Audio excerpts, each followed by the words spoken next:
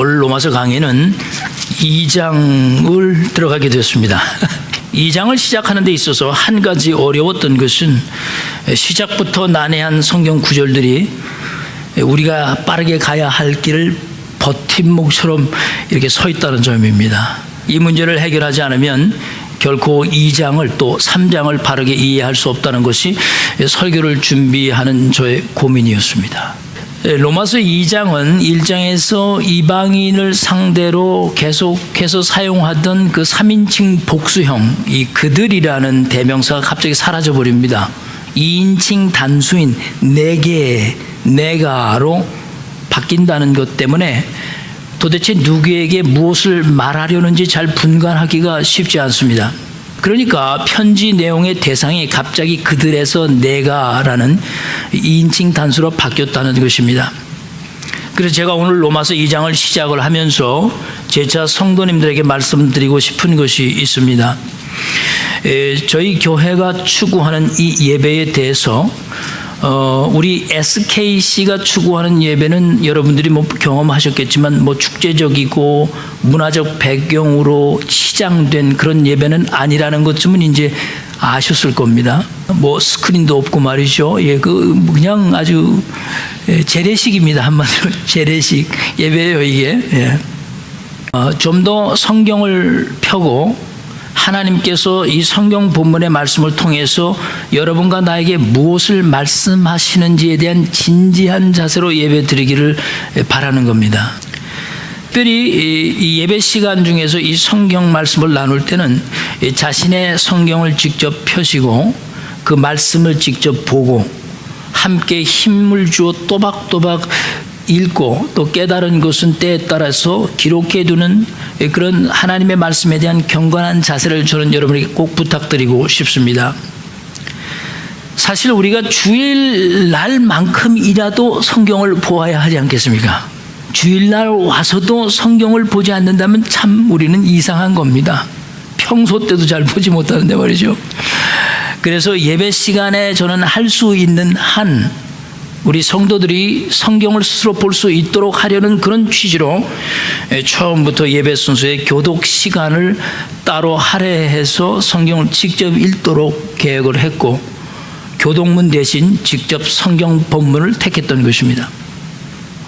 제가 성경을 보는 것을 이렇게 강조하는 이유는 여러분과 제가 이제 살아가야 할 우리의 이 시대가 오직 성경을 의지하지 않고서는 합당하지 못한 일들을 분별할 수가 없을 것이고 또 악하고 혼란한 시대이기 때문입니다. 이런 악한 시대의 특징을 마태복음 24장 24절에서 분명하게 밝혀주었어요. 아주 외우기 쉽습니다. 24니까 24 이렇게 외우시면 됩니다. 거기에 보면 성경이 이렇게 기록을 했습니다. 거짓 그리스도와 거짓 선지자들이 일어나서 큰 표적과 기사를 보여 할 수만 있으면, 아주 중요한 말입니다.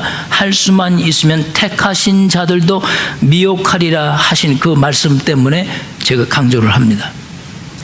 거짓 그리스도와 거짓 선지자들이 일어나서 그들이 하는 일은 택함을 받은 믿는 사람들로 하여금 기사와 표적에만 관심을 갖게 만들어버리고 결국에 성경을 무시하도록 한다, 그 뜻이 담겨 있는 것입니다.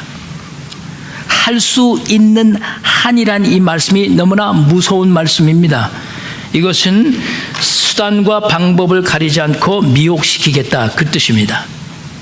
그래서 예수님께서 그 다음에 말씀하시기를 그리스도가 광야에 있다고 하여도 나가지 말아라 그랬습니다. 골방에 있다 하더라도 믿지 말아라, 그렇게 말씀하셨어요. 이것이 무슨 뜻입니까? 그것이 다 쇼일 수도 있다. 무슨 뜻인지 아시겠습니까? 오직 성경만이 너와 나의 믿음을 지켜줄 수 있는 것이다, 그렇게 말씀하시는 겁니다. 오늘날 거짓 세력들은 여러분과 나의 일상생활 깊은 곳까지 지금 침투해서 도대체 무엇이 진짜고 무엇이 가짜인지 분간할 수 없을 정도로 만들어버렸고 이미 우리가 살펴본 대로 진리와 거짓을 바꿔치기 해서 여러분과 나의 눈으로는 절대 판단할 수 없도록 이미 다 만들어 버렸습니다. 보세요. 동성애가 정당화되고 합법화되고 몰몬교와 이슬람 세력이 지금 강하게 일어나고 있는데, 이런 때에 그리스도인들이 아직도 정신을 차리지 못하고 말이죠, 성경을 펴지 않는다는 것은 개탄할 수밖에 없는 현실인 겁니다.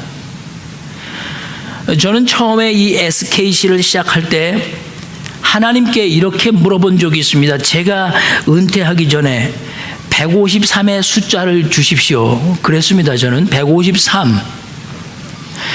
그래서 교회 이름도 153이라고 지으려고 했었습니다. 거의 정신이 반쯤 나갔던 거예요, 제가. 153은 예수님의 말씀에 베드로가 순종해서 그물을 던졌을 때 거두어 드렸던 고기의 숫자였습니다. 왜 153마리였을까요? 왜 1530마리가 아니었을까요? 당시 베드로가 가지고 있던 그물이 최대한 거두어 올릴 수 있는 사이즈였기 때문입니다. 저는 제 자신의 능력을 하나님 앞에서 거기까지 본 겁니다. 만약에 여러분들이 그 이상의 능력을 보시고 계시다면 저보다 더 대단하신 분들입니다. 그것은 여러분의 사이즈가 저보다 큰 겁니다. 더 좋은 겁니다. 저보다 더 사이즈 큰 사람들이 많으면 전 좋은 거예요. 지금 우리가 살고 있는 시대가 예수 믿고 나는 구원받았습니다 라고 외치는 신앙 정도 가지고는 절대 살아낼 수 없는 시대가 되어버렸습니다. 아마도 그런 신앙 자세를 가지고 사람들이라면 세상에 나가서 비참하게 백전백패할 것이 분명합니다. 그리스도인들이 이제는 성경에 심취해야 할 때가 됐습니다. 성경을 붙잡고 늘어질 때가 된 겁니다. 그래서 SKC는 그런 교회를 꿈꾸며 시작을 하게 된 것입니다. 성경을 우리가 붙잡고 매달리고 씨름해야 하는 이유는 내적인 치유가 첫째 목적이 절대 아닙니다. 성경이 이 시대에 대해서 무엇을 도대체 말씀하고 있는지 여러분과 나의 귀와 마음을 열고 숨을 죽여가며 이 말씀을 듣고 또 깨닫고 조용하게 그대로 행해야만 하는 시대입니다. 그래서 저의 임무는 매 주일마다 이 성경적인 말씀을 여러분에게 증거하는 겁니다. 만약에 여기서 제가 빗나가면 저는 제 임무를 잘 못하고 있는 겁니다. 나도 마태복음 24장 24절의 말씀대로 거짓 선지자들이 할 수 있는 한 선택받은 자들을 미혹하려고 한다면 나는 반대로 할 수 있는 한 우리 성도들이 성경을 볼 수 있도록 격려하고 표적이나 기사에 눈을 돌리지 말고 하나님의 말씀으로 돌아오라고 할 수 있는 한 나는 하려고 하고, 만약에 성경대로 하지 않을 때 나는 경고하고 권면하고 또 격려하려고 하는 것입니다. 그렇다면 그렇게 해서 여러분과 내가 얻는 것이 도대체 무엇입니까? 참 생명입니다. 생명 같은 것이 아니라 참 생명입니다. 그리스도인 같이 행동하는 사람들이 아니라 진정한 그리스도인이 되는 겁니다.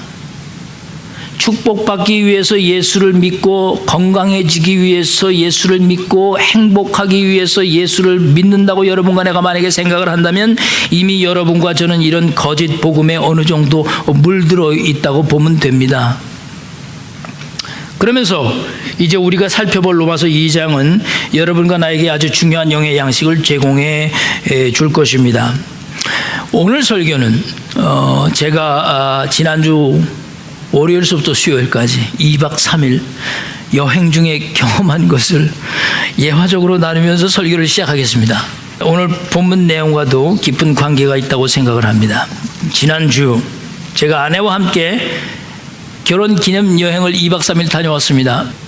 현재 저희 가정의 생활을 책임지고 있는 우리 집사람이 거의 매일 오버타임을 하니 7시에 나가서 7시 반에 들어옵니다.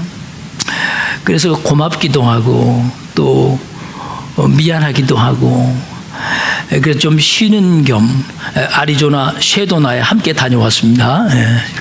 미국 와서 40여 년 만에 처음으로 관광 회사를 통해서 여행을 했습니다. 처음으로 운전을 안 한 거예요. 너무 좋더라고요. 이 처음 보는 사람들과 여행한다는 것이 조금 어색하기는 했지만 아주 괜찮았습니다. 여행이 시작되고 조금 시내를 벗어나자 그 여행 가이드가 자신들을 소개할 수 있는 기회를 주었습니다. 그런데 그 중에 한 아주머니께서 앞으로 나오시더니 자신을 소개하고 난 후에 아주 큰 소리로 여러분 예수 믿으세요 라고 아주 자신 있게 외치고 들어갔습니다. 어느 교회에서 여성분들이 단체로 여행을 오셨는데 그분들은 뒤에서 아멘 하시는 분도 계셨고 또 어떤 분은 달갑지 않은 표현도 하셨습니다. 저는 그 아주머니 그분의 그런 행동을 보면서 문득 저분이 앞으로 그리스도인답게 행동을 잘 해야 될 텐데 하는 걱정이 사실 들었습니다. 그렇게 밝혀놨으니 잘해야죠. 그래서 여행 중 유심히 그분의 행동을 관찰하기 시작했습니다. 이거 목사의 거룩한 습관이라고 보시면 됩니다.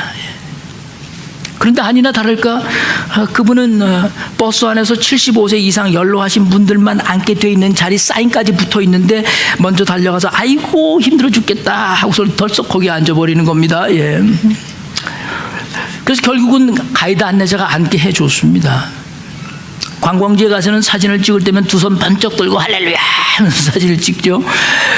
그리고 밥 먹을 때 제일 먼저 앞에 나가시고 그 여행 도중에 이제 뭐 광고 회사 들려가지고 화장품도 사게 하고 그러는데 화장품 공짜라니까 제일 앞에서 아주 얼마나 질문을 많이 하시는지 말이죠. 끝까지 기다려서 공짜 화장품 다 받아갑니다. 그리고 식사를 하실 때면 무슨 할 얘기가 그렇게도 많은지 제가 지나가면서 살짝 들어보니까 역시 자신의 교회 목사님과 성도들의 얘기를 침을 튀겨가면서 혀를 올리며 하고 계셨습니다. 저는 그러면서 생각하기를 에이그 말로만 그리스도인이라고 떠들면 무엇하겠는가, 행동이 그리스도인다워야지 하는 그런 생각을 했습니다. 그런데 그렇게 생각하던 저에게 예상치 못한 일이 터진 겁니다. 문제는 핵심은 여기입니다. 여행 둘째 날이 되었는데 여행 가이드가 제 옆에 와서는 조용히 귓속말로 이러는 겁니다. 혹시 목사님이시죠? 저는 그 순간 가슴이 덜컹 내려앉았습니다. 저는 처음 갈 때부터 아주 청바지를 입고 선글라스도 아주 멋있는 걸 끼고 옷도 신세대처럼 입고 갔습니다. 절대로 그 상태로는 그 누구도 나를 중년의 목사로 파악할 수가 없습니다. 저는 솔직히 아내와 여행을 와서까지 목사님에 대한 사람들의 편견 속에서 판단을 받고 정죄받고 싶지 않았기 때문입니다. 그저 저는 목사의 신분을 벗어나서 아내와 함께 즐거운 결혼 기념 여행을 하고 싶었던 것뿐입니다. 그렇지만 결국에는 그 안내자의 뼛속까지 스며드는 관찰과 직감력 때문에 결국 저는 그 질문에 예 하고 솔직하게 대답을 했습니다. 그랬더니 안내자가 깔깔 웃으면서 자신의 직감은 항상 맞았다고 아주 좋아했습니다. 그래서 어떻게 내가 목사인 줄 알게 됐느냐고 물어보았습니다. 그랬더니 그분의 말씀이 자신을 소개하는 시간에 제가 말하는 자세를 보고 목사인 줄 직감했다는 겁니다. 저는 정말 그분이 존경스럽습니다. 25년 동안을 여행 가이드를 하면서 수많은 사람들을 대한 노하우였습니다. 노하우. 제가 경험한 것은 이런 겁니다. 아무리 겉휘장을 목사처럼 안 해도 내 겉에 목사라는 껍데기를 쓰고 다니는구나라는 것을 깨달았습니다. 그때서부터 제 문제는 시작된 겁니다. 안내자가 내 정체를 알고 난 후부터 저는 여행 중에 열심히 물도 나르고 커피도 떠다 드리고 사람들 만나볼 때 아주 더 밝게 인사를 하고 친절하게 대하고 말이죠. 아주 정중하게. 그 전까지는 대화도 안 하고 쳐다보지도 않고 그냥 나는 우리 와이프와 즐기겠다는 자세로 가다가 정체가 아내자에게 발견된 그 이후부터는 태도가 바뀌는 겁니다. 그래서 2박 3일 여행을 잘 마쳤습니다. 결국 조용히 목사 신분을 숨기고 자유롭게 여행하려다 덜미를 탁 잡힌 겁니다. 우리 그리스도인들은 종종 비그리스도인들하고 다를 것이 없이 세상에서 무의식적으로 말하고 행동할 때가 참 많습니다. 말로는 예수를 믿으라고 큰 소리를 치지만 행동은 비그리스도인들보다 더 세상적이기도 합니다. 덜 도덕적인 경우도 참 많습니다. 사실 예수를 믿으라고 무례하게 소리를 지르는 것이 심각한 문제가 아닙니다. 많은 사람들은 그런 행동이 그리스도인답지 못하다고 생각합니다. 교양이 부족하다고 생각을 합니다. 그러나 성경적으로 보면 그런 사람들이 교양이 없는 것이 절대 아닙니다. 성경에는 예수 믿으라고 소리를 지르는 사람들이 참 많습니다. 베드로 사도도 그랬고 사도 바울도 그랬고 그리고 예수님도 강력하게 소리치르며 말씀하실 때가 있었습니다. 가장 심각한 문제는 우리는 하지도 못하면서 그렇게 하는 사람들을 판단하고 정죄한다는 것입니다. 예수를 믿으라고 소리치는 사람도 판단하고 정죄를 하는데 더욱이 우리가 살펴본 로마서 1장 29절에서 31절까지 기록된 그 상실한 마음이 되어서 합당하지 못한 일들을 행하는 자들에 대한 우리들의 판단은, 우리들의 정죄는 아주 정당한 거라고 생각된다는 이것이 사실 심각한 것이라는 겁니다. 진짜 문제는 그렇게 판단하고 정죄하는 자신도 무의식 중에 같은 일을 행하고 있는 사람이 되고 있다는 바로 그 점입니다. 이것이 역사적 그리스도인들이 풀지 못한 딜레마였습니다. 제가 역사적 그리스도인이라고 생소한 표현을 쓴 이유는 기독교의 역사성은 매우 중요시 여기지만 행동면에서는 그 기독교 역사성의 가치를 추락시키는 일련의 사람들을 뜻합니다. 오늘 본문 말씀에 보면 이런 사람들에 대해서 사도 바울이 아주 적절한 표현을 사용했습니다. 그리고 그런 자들을 고발했습니다. 앞으로 몇 가지를 우리가 중요하게 살펴보겠지만 오늘은 시간상 첫 번째 부류에 대해서만 잠시 살펴보겠습니다. 먼저 3절 말씀을 우리 함께 읽어보도록 하겠습니다. 로마서 1장 3절 말씀으로 다 가주시기 바랍니다. 같이 한 목소리로 읽겠습니다. 시작. 이런 일을 행하는 자를 판단하고도 같은 일을 행하는 사람아, 내가 하나님의 심판을 피할 줄로 생각하느냐. 참으로 우리는 가슴을 콕 찌르는 말씀을 지금 읽으셨습니다. 여러분 어떤 생각이 드십니까? 이 말씀에서 중요하게 살펴보아야 할 것은 이런 일을 행하는 자는 정확하게 무엇을 의미하는 것이냐 하는 점입니다. 여기서 말씀하는 이런 일을 행하는 자는 로마서 1장 29절에서 31절까지 나열된 그 21가지의 죄악들, 즉 상실한 마음 그대로 버려진 상태에서 합당하지 못한 일들을 한 우상 숭배자들이라고 보아야 할 것입니다. 거기엔 뭐가 있습니까? 불의, 추악, 탐욕, 악의, 시기, 살인, 분쟁, 사기, 악독함, 수근수근하는 것, 비방, 미움, 능욕, 교만, 자랑, 부복 허욕하는 것, 악을 도모하는 것, 우매한 것, 배약하는 것, 무정함과 그리고 무자비한 것들이 다 포함되었습니다. 거의 다 들어갔습니다. 그렇다면 같은 일을 행하는 자들은 무엇이며 또 누구를 의미하는 것입니까? 이런 일을 행하는 자들이 1장 29절에서 31절을 말씀하는 것이라면 그러면 같은 일을 행하는 자들은 누구며 무엇을 의미하는 것입니까? 지금 나열한 그런 합당하지 못한 일을 하는 자들을 판단하고 정죄하는 자들입니다. 그러면서도 자신도 정죄하고 있는 그 똑같은 합당하지 못한 그 일을 하고 있는 자들입니다. 그렇다면 누가 더 하나님 보시기에 악하겠습니까? 당연히 같은 일을 행하고 있는 자가 더 악한 겁니다. 정죄도 하고 합당하지도 못한 일도 하고 그 사람 두 가지를 다 하기 때문입니다.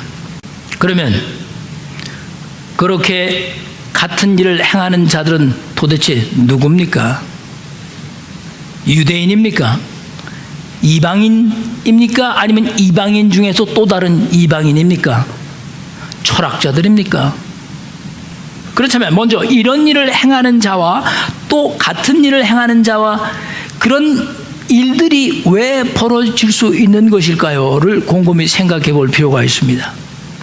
딱 한 가지였습니다. 인간의 불완전성 때문입니다. 인간 스스로가 자신을 매우 도덕적이라고 생각을 한다 해도 사람에게 완전한 도덕이 존재하지 못한다는 겁니다. 인간에게 있어서 이 도덕적 완벽함이라는 것은 우리가 절대 도달할 수 없는 태양과도 같은 것이라는 점에서 사실 엄연히 말해서 이상입니다. 이상. 여러분과 나는 완벽한 남편이 될 수 없습니다. 인정하십니까? 여러분과 나는 완벽한 아내 또한 될 수 없습니다. 여러분과 나는 완벽한 아버지도 될 수 없고 완벽한 엄마도 될 수 없습니다. 완벽한 기업인 사업가 없습니다. 완벽한 근로자도 없고 완벽한 목사도 없고 완벽한 성도도 될 수 없습니다. 이것이 바로 성경에서 말하는 인간론입니다. 인간론. 로마서 3장 9절에서 10절 말씀을 한번 보십시오. 성경이 생각하는 인간에 대해서 분명하게 이렇게 밝혔습니다. 자, 들어보세요. 그러면 어떠하냐? 그러면 너는 어떠하냐? 그러면 너와 나는 나으냐? 결코 아니라 그렇게 말씀합니다. 유대인이나 헬라인이나 다 죄 아래 있다고 우리가 이미 선언하였느니라. 기록된 바 의인은 없나니 하나도 없느니라. 들으셨습니까? 이것이 성경이 말씀하는 인간론입니다. 인간론. 다시 말해서 인간은 스스로 도덕적인 면에서 절대 의롭다고 할 수 없다는 겁니다. 이런 일을 행하는 자도 의롭지 못하기 때문이고 그것을 판단하고 정죄하고 또 같은 일을 행하는 자들도 의롭지 못하기 때문에 결국 인간의 그 불완전성 때문에 이런 일들이 벌어진다는 것입니다. C.S. 루이스라는 유명한 기독교 작가가 있죠. 나니아 연대기를 써서 영화로 나왔던 적이 있지 않습니까? 그분이 쓴 책 중에 Mere Christianity, 순전한 기독교라는 책은 사실 기독교인들 정도라면 한 번쯤 다 읽어보실 필요가 있습니다.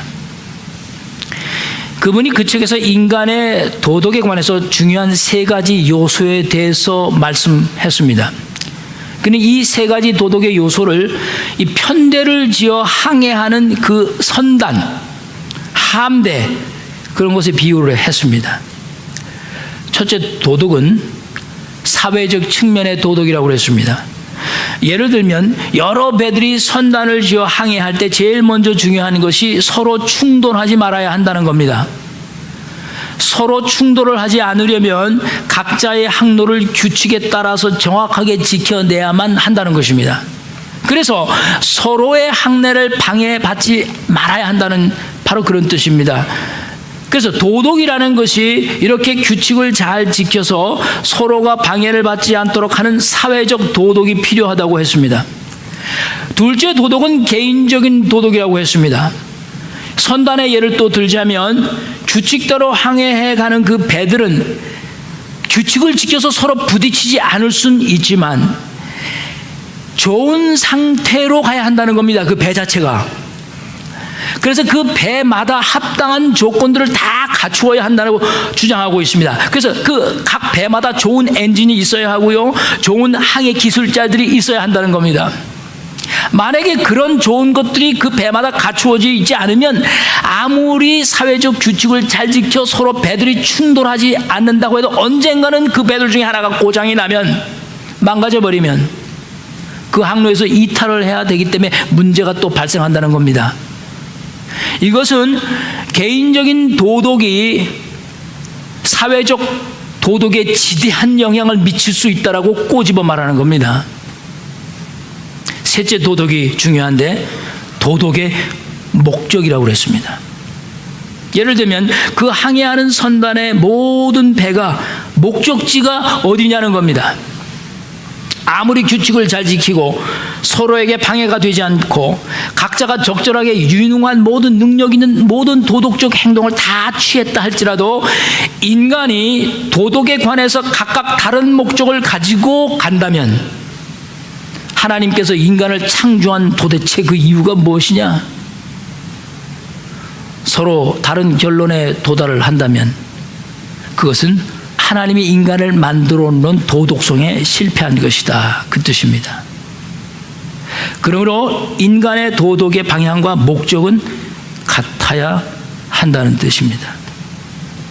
그러니까 이 도덕이라는 것은, 이 도덕의 방향은 국가적으로 달라질 수도 없고 문화적으로 바뀔 수가 없는 겁니다.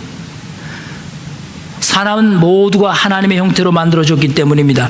도덕이 국가와 상황에 따라 달라질 때 상황 윤리가 발생하게 되는 겁니다.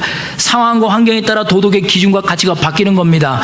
절대 도덕이 없어져 버리는 겁니다. 이 세 번째가 가장 위험한 것이고, 그리고 이 세 번째가 지금 우리가 살고 있는 이 현 시대에서 발생하고 있는 아주 심각한 문제입니다. 그런데 사람들이 제일 집중을 많이 하는 곳이 어딘 줄 아십니까? 바로 도덕의 사회적 분야라고 말했습니다. 사람들은 자신의 개인적인 도덕의 중요성보다 서로 부딪히지 않기 위해서 규칙만 잘 지키면 도덕을 잘 지켰다고 생각을 한다는 겁니다. 그래서 부딪히지만 않으면 괜찮다, 나는 도덕적이다 라고 자신을 위로한다는 것입니다. 그래서 겉으로는 도덕적인 것 같은데 한 사람 한 사람을 들여다보면 그 안이 도덕적으로 썩고 부패했다는 겁니다. 그렇다면 왜 첫째 도덕인 이 사회적 도덕에만 사람들이 관심을 갖게 되는 것일까요? 첫째 부분에서는 다른 데가 항로를 잘 지키지 못하고 규칙을 어기면 그 즉시 그것이 부도덕한 일들로 식별되는 것이고, 또 금방 부딪히기 때문에 마찰을 일으키고 금방 눈에 드러나기 때문입니다. 오늘 여러분과 제가 처음부터 2장에서 읽은 이 1절에 사도 바울이 아무런 설명 없이 남을 판단하는 사람아 라는 이 짧은 말씀 속에 바로 C.S. 루이스가 꼬집어 말한 이 첫 번째 도덕의 문제를 다루고 있는 것입니다. 여러분 이제 이해가 좀 되십니까? 사람들이 판단하기 쉬운 이유는 눈에 보이는 가장 식별하기 쉬운 도덕이기 때문입니다. 그렇다면 오늘 본문 로마서 2장 1절 말씀에 그러므로 남을 판단하는 사람아 라는 이 바울의 지적이 어떤 뜻인지 여러분과 내가 지금 알았다면, 이제부터 중요한 것은 그렇게 판단하고 정죄하는 사람이 도대체 누구인가, 이것을 또한 아는 것이 매우 중요한 것입니다.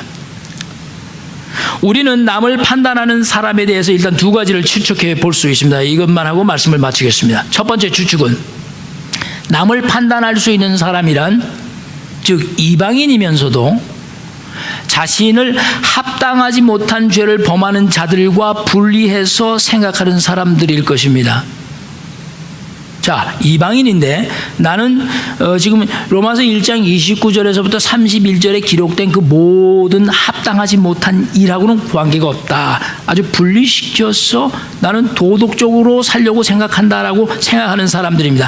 다시 말해서 하나님을 우상과 바꿔치기 하고 마음에 하나님을 두기를 싫어하고, 그래서 상실한 마음 그대로 내버려져서 합당하지 못한 일을 행하는 그런 이방인들을 자신이 판단하고 정죄할 수 있는 또 다른 이방인입니다. 이방인이지만 도덕적인 삶을 추구하려는 이방인들이라고 우리는 추측할 수가 있어요. 그들은 로마서 1장 29절 31절에 기록된 21가지의 내용이 비도덕적이라는 것을 알고 그것을 아주 경멸하고 그것을 아주 싫어하고 그것을 안 하려고 하는 사람들입니다. 절대적으로 그렇게 해서는 안 된다고 정죄할 수 있는 사람들입니다. 그리고 그렇게 하지 말라고 남에게 가르치고 조심하는 사람들입니다. 실제로 바울이 로마서를 기록할 이 당시에는 로마의 수많은 이방인들 중에 도덕을 강하게 주장하고 가르치는 많은 철학자들이 있었습니다. 그들은 아주 성경과 유사한 이런 도덕적인 가르침을 주장하면서 1장 29절 31절에 기록된 합당하지 못한 일들에 대해서 성경과 함께 공감했습니다. 그런 도덕을 추구하는 사람들이 예수 그리스도를 받아들이지는 않았지만 성경의 가르침에 공감했다는 사실입니다. 공감했다는 겁니다. 믿음이 아니고 공감입니다. 바울은 2장 1절에 아마도 그런 철학자들과 그들을 추종하는 사람들을 염두에 두고 남을 판단하는 사람이라고 언급했을 것입니다. 그런데 세상의 문제가 뭐냐 하면요, 이런 합당하지 못한 일들을 경멸하고 도덕적인 삶을 추구하는 자들을 늘 존경을 한다는 겁니다. 세상 사람들은 복음 안에서 영적으로 깨어있는 사람보다 눈에 보이는 사회적 도덕을 잘 지키고 그런 도덕을 추구하는 사람들을 존경하는 경향이 많습니다. 왜냐하면 영적인 사람들은 영적으로 깨어있는 사람들에게만 보일 수 있는 것이고 느낄 수 있는 것이기 때문에 일반적으로 모든 사람들이 다 영적인 사람을 보고 깨달을 수가 없기 때문입니다. 그러나 도덕을 추구하는 사람들은 모든 사람들의 눈에 쉽게 들어올 수 있기 때문에 선단의 배가 금방 이탈되면 알아볼 수 있듯이 사회에서는 영적인 사람보다 도덕적인 사람이 더 존경을 받게 되는 것입니다. 그래서 성경 1장 29절 31절 합당하지 못한 일들을 저지르는 사람들과 또한 그런 합당하지 못한 사람들을 부추기는 사람들 모두가 정죄받고 죽을 수밖에 없다고 성경이 말씀하지 않았습니까? 그렇다면 반대로 도덕적 죄악을 경멸하고 그것을 판단할 수 있는 능력이 있다는 사람, 정죄할 줄 아는 사람, 바로 그 도덕을 추구하는 사람들, 그렇다면 그 사람은 괜찮은 사람이라고 생각할 수 있느냐? 그러므로 남을 판단하는 사람아, 너는 괜찮다고 생각을 하느냐? 그것을 묻고 있는 것입니다. 신앙적으로 예를 들면 이런 겁니다. 예수를 믿지 않고 교회도 다니지 않는 사람인데도 불구하고 어떤 사람들은 예수를 믿고 교회를 다니는 사람보다 더 도덕적이고 양심적인 사람 많습니다. 그들은 21가지 합당하지 못한 일들을 전혀 하지 않을 뿐더러 하지 않을 인격을 가지고 선을 행하는 사람들이 참 많습니다. 그렇다면 이런 사람들은 정말 괜찮다고 할 수 있겠는가? 성경은 지금 로마서 2장 1절 말씀을 통해서 아닙니다 라고 말씀하는 겁니다. 남을 판단하는 사람아 라는 이 말씀에는 이런 도덕적이고 양심적인 자세를 가지고 살아가려는 도덕주의자들에게 분명하게 말씀을 하는 겁니다. 무엇이라고 성경이 말씀하고 있습니까? 1절 말씀 한번 다 보겠습니다. 1절 말씀 한번 보십시오. 자, 같이 한번 1절 말씀 우리 읽겠습니다. 시작. 그러므로 남을 판단하는 사람아, 누구를 막론하고 내가 핑계하지 못할 것은 남을 판단하는 것으로 내가 너를 정죄함이니 판단하는 내가 같은 일을 행함이니라. 이것이 지금 성경이 말씀하는 것입니다. 도덕주의자들이 가진 문제가 무엇입니까? 그들이 도덕을 주장하고 합당하지 못한 죄를 범하는 자들에 향해서 판단하고 정죄를 하지만 실제로는 그들 자신도 완벽한 도덕적인 삶을 살지 못하고 있다고 성경이 말씀하는 것입니다. 항해 선단 배들이 규칙에 맞춰서 항로는 잘 지키고 있는 것처럼 보이지만 각 배의 엔진은 지금 망가져가고 있다는 겁니다. 부패하고 있다는 겁니다. 언젠가는 고장나서 서버릴 수 있다는 것입니다. 도덕의 첫 번째 문제는 잘 지적하지만 도덕의 두 번째 문제는 모두 빵점이다, 그 뜻입니다. 인간의 문제는 도덕을 가르치지 않는 것도 아닙니다. 얼마나 우리가 도덕을 많이 배워왔습니까? 국민학교 때서부터 도덕적인 사상을 무시한 적이 없습니다. 우리는 항상 도덕을 존경해왔습니다.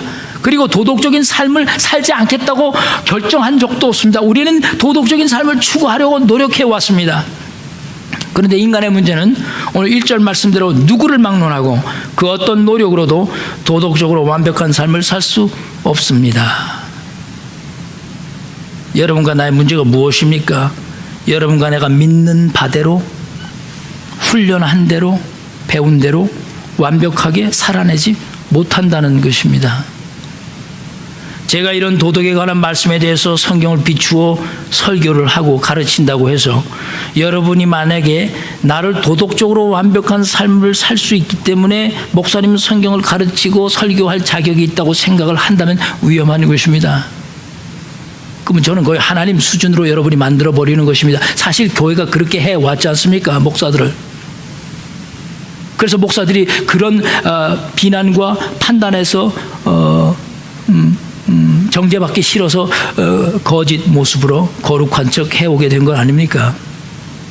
보세요. 여행 중에 예수를 믿으라고 큰 소리를 치고는 그리스도인으로서 섬기는 자세를 보이기는커녕 제일 먼저 좋은 것만 차지하려는 그런 자세를 가진 사람이나, 또 그리스도이라는 것을 감추고 여행을 즐기려고 하다가서는 결국 들켜서 섬기는 자세를 취할 수밖에 없는 그런 사람들이나 뭐 다르냐, 그 얘기입니다. 말씀대로 산다는 것이 너무나 힘이 듭니다.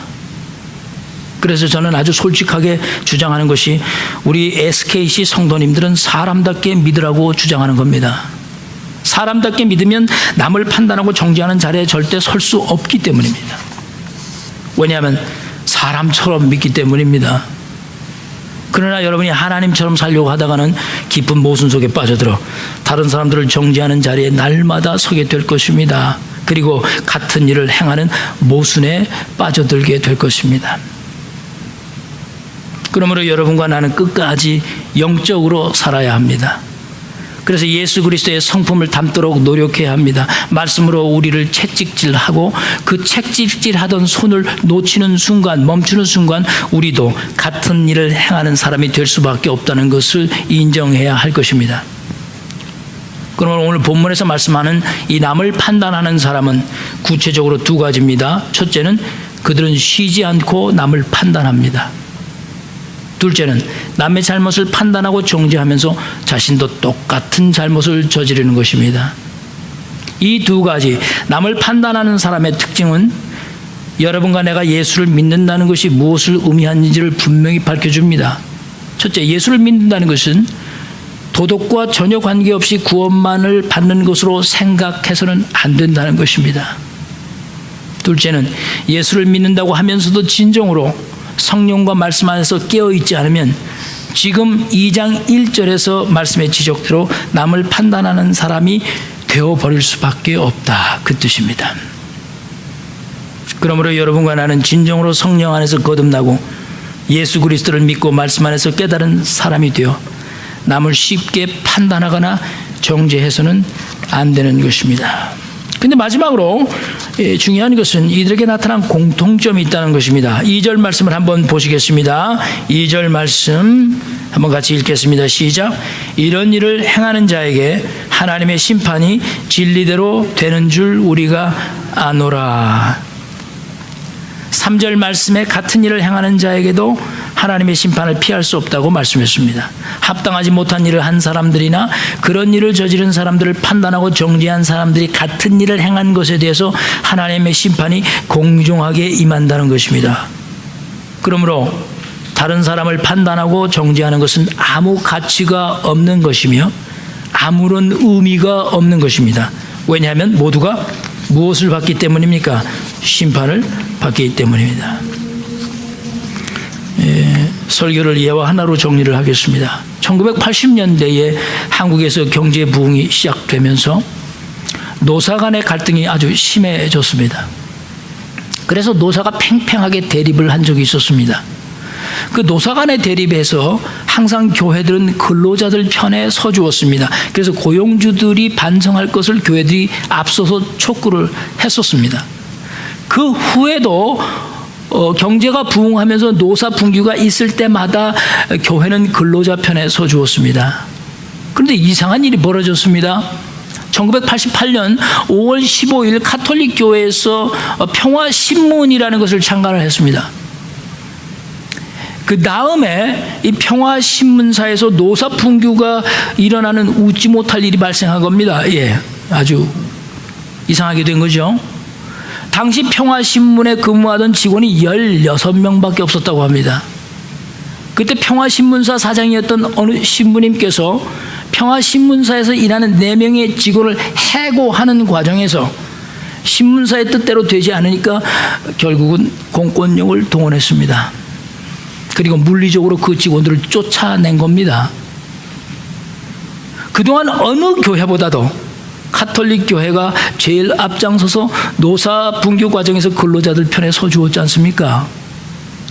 근로자들이 데모하다 경찰에 쫓기면 명동 성당으로 슬며시 숨어 들어가면 절대 그들을 경찰에 내어주지 않았던 것이 교회입니다. 그런 가톨릭 교회가 평화신문이라는 기업을 운영하다 보니 근로자들의 입장보다는 운영자들의 입장이 근로자들보다 더 소중해지기 시작한 겁니다. 항상 근로자 편이 되어서 기업주들을 비판하고 정죄하고 판단했었는데 고용주와 근로자 간의 문제가 발생하자 자신들이 판단하고 정죄했던 그 고용주들과 똑같은 입장에서 성명서를 발표하고 똑같은 방법으로 근로자들에게 대처했던 것입니다.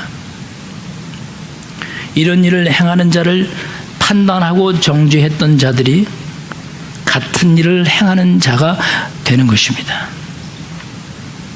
이런 일을 행하는 자들을 판단하는 자리에서 같은 일을 행하고 있는 여러분과 나의 모습을 보면서 영적으로 여러분과 나가 깊이 깨달을 수 있다면, 그래서 판단과 정죄를 줄여갈 수 있다면, 아무 의미가 없고 소용도 없는 것이라는 것을 깨닫고 그것을 닫아버린다면 여러분과 나는 참 좋은 인간임이 분명합니다.